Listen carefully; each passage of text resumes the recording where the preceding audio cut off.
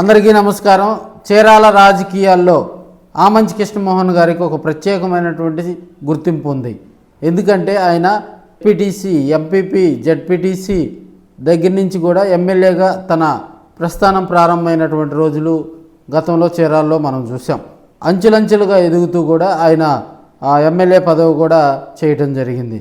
తదనంతరం జరిగిన రాజకీయ పరిస్థితుల దృష్ట్యా కూడా ఇండిపెండెంట్గా కూడా చీరాల కాన్స్టిట్యున్సీలో త్రిముఖ పోటీలో ఇండిపెండెంట్గా కూడా గెలవటం జరిగింది.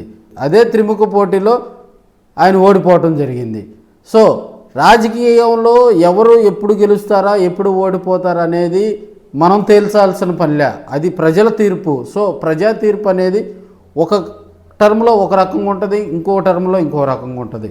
సో ఇప్పుడున్నటువంటి చీరాల రాజకీయాలు కనుక ఒకసారి మనం దగ్గరగా కనుక పరిశీలించినట్లయితే, ఆ మంచి ప్రయాణం ఒకసారి మనం గమనించినట్లయితే, ఆయన 2024 ఎన్నికలు కూడా ప్రతిష్టాత్మకంగా తీసుకొని చీరాల కాన్స్టిట్యున్సీలో కాంగ్రెస్ పార్టీలో చేరి త్రిముఖ పోటీలో కూడా తాను గెలవపోయినా గెలవలేదు, పర్వాలేదు, ప్రత్యర్థిని మాత్రం ఖచ్చితంగా ఓడిస్తానని శపథం చేసి మరి ఓడించినటువంటి వ్యక్తిగా కూడా ఆమంచి కృష్ణమోహన్ చెప్తూ ఉంటారు.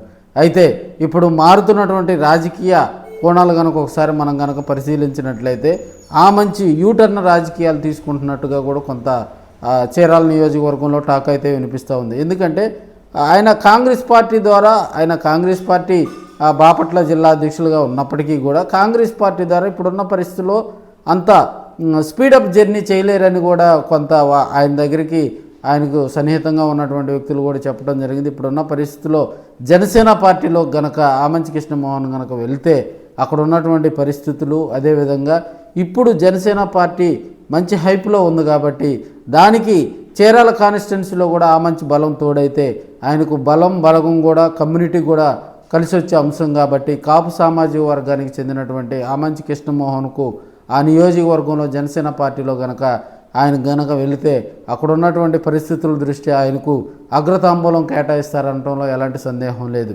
ఆమంచితో పాటు మరో నేతగా కూడా చేరేందుకు ఆసక్తిగా ఉన్నట్టుగా కూడా తెలుస్తుంది. అయితే ఆమంచి విషయంలో కూడా పవన్ కళ్యాణ్ గారు కూడా ఆచితూచి అడుగు వేస్తున్నట్లుగా కూడా తెలుస్తూ ఉంది. ఇప్పటికే జనసేన పార్టీలో ఆమంచి స్వాములు గత ఎన్నికల్లో కూడా కొన్ని ఇబ్బందికర పరిస్థితుల దృష్ట్యా ఆయన సైలెంట్గా ఉన్నారు. ఇప్పుడు ఉన్నటువంటి యాక్టివ్ పాలిటిక్స్లో కనుక అంటే మేబీ ఒక 2-3 నెలల్లో జనసేన పార్టీకి సంబంధించి జిల్లా కమిటీలు, అదేవిధంగా రాష్ట్ర కమిటీలు, నామినేటెడ్ పదవులు కూడా ముగిసే అవకాశాలు ఉన్నాయి. కాబట్టి వీటి దృష్ట్యా కూడా జనసేన పార్టీని పవన్ కళ్యాణ్ గారు సిట్రైట్ చేసే క్రమంలో ఆమంచి గనక జనసేన పార్టీ వైపు గనక వెళ్ళినట్లయితే మంచి పరిణామం, ఆయనకు మంచి రాజకీయ భవిష్యత్తు ఉంటుందని కూడా కొంతమంది అయితే ఆయనకు తెలియజేయటం జరిగింది. మరి కొన్ని రోజుల్లో కూడా చీరాల నియోజకవర్గంలో కొన్ని మార్పులు జరగనున్నాయని కూడా తెలియజేసుకోవచ్చు.